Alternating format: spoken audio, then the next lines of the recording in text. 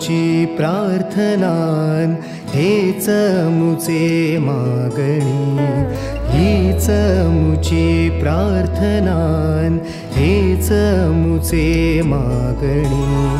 माणसाने माणसाशी माणसा सम वागणे,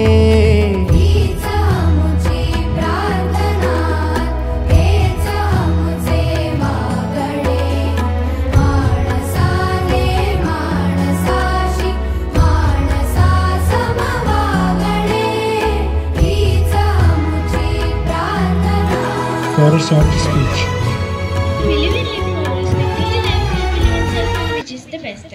Good morning to all respected principals, sir, teachers, and all my dear friends. My name is Sanvi Nindasi from class 4. Today I am going to talk about a great leader, Dr. Bhimrao Ramji Ambedkar, known as Baba Saheb Ambedkar. He was born on 14 April 1891 in the town of Mahoo in Madhya Pradesh. At the time, people of his caste treated very badly, but he worked hard and smart and educated person. He studied in university in like America, London, England. He is also known as father of Indian Constitution because he wrote most of it. He serves our Constitution gives us equality, freedom, no matter how religions belong to. His father's name was Ramji Ambedkar and his mother's name was Bhimabai.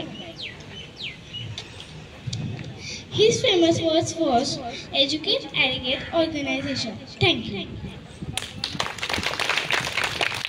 आदरणीय मुख्याध्यापक sir, शिक्षक वृंद आणि माझ्या प्रिय मित्रमैत्रिणी, आज मी तुम्हाला भारतरत्न डॉक्टर बाबासाहेब आंबेडकर यांच्या जयंतीनिमित्त 2-4 शब्द सांगणार आहे, ते तुम्ही शांत चित्ताने ऐकावे अशी माझी नम्र विनंती। मजुरी उंची कशी तुमच्या कर्तव्याची, मजुरी उंची कशी तुमच्या कर्तव्याची, तुम्ही जगाला शिकवली व्याख्या माणुसकीची, तुम्ही जगाला शिकवली व्याख्या माणुसकीची।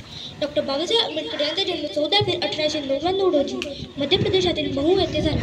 त्यांनी त्याच्या बुद्धिमत्तेच्या आणि कष्टाच्या जोरावर उच्च शिक्षण प्राप्त केले आणि संपूर्ण देशासाठी प्रेरणास्थान ठरले।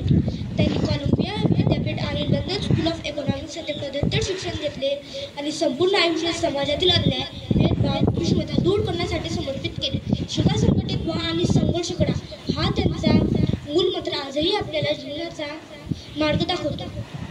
ते भारतीय संविधानाचे शिल्पकार, समाज सुधारक, राजकारणी, कायदेतज्ञ आणि सहकारी शिक्षक आणि तसेच विद्यार्थी मित्रांनो, शिक्षण हे वाघिणीचे दूध आहे आणि जो पेईल तो गुरगुरल्याशिवाय। बाबासाहेबांचं कार्य खूप मोठं आहे। त्यांनी आपला भारत देशाला एक वेगळी ओळख जगामध्ये निर्माण करून दिलेली आहे।